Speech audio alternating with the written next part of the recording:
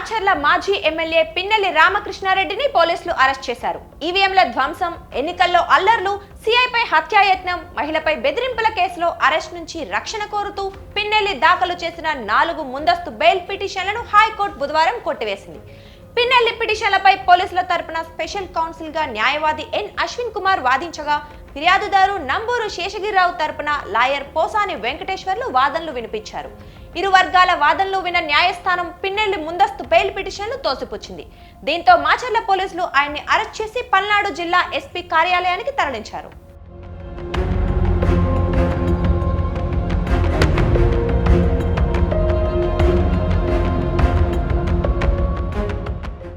మే 13న జరిగిన ఎన్నికల్లో ఓ polling booth కు వెళ్లిన పిన్నెల్లి ఈవీఎం ను ధ్వంసం చేసిన విషయం తెలిసిందే. ఈ వీడియో సోషల్ మీడియాలో సంచలనం రేపింది. ఈ ఘటనపై సీరియస్ అయిన ఎన్నికల సంఘం ఆయనపై కేసు నమోదు చేయాలని ఆదేశించింది. ఈసీ ఆదేశాల మేరకు పోలీసులు పిన్నెల్లిపై కేసు నమోదు చేసి అరెస్ట్ చేసేందుకు ప్రయత్నించగా, దాదాపు వారం రోజుల పాటు పరారీలో తప్పించుకొని తిరిగారు.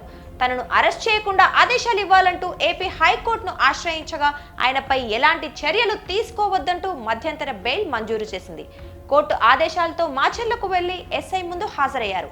అనంతరం ఆయన మధ్యంతర బెయిల్ ని జూన్ 20 వరకు పొడిగిస్తూ విచారణను అదే రోజుకు వాయిదా వేసింది.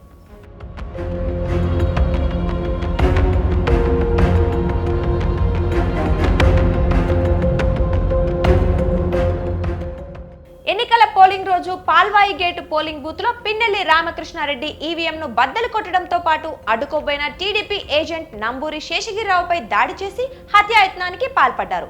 దీనిపై ప్రశ్నించిన చెరుకూరి నాగశిరోమణి అనే మహిళను దుర్భాషలాడి బెదిరించారు.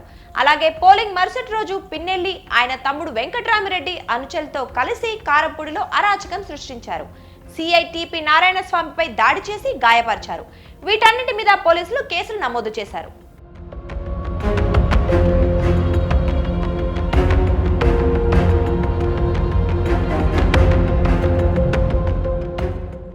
అయితే ముందస్తు బెయిల్ కోసం పిన్నెల్లి రామకృష్ణారెడ్డి దాఖలు చేసిన 4 పిటిషన్లు జూన్ 20న హైకోర్టులో వాదనలు ముగియగా, ధర్మాసనం బుధవారం తీర్పు వెలువరించింది. అన్ని పిటిషన్లను కొట్టివేయడంతో పిన్నెల్లికి గట్టి షాక్ తగిలింది.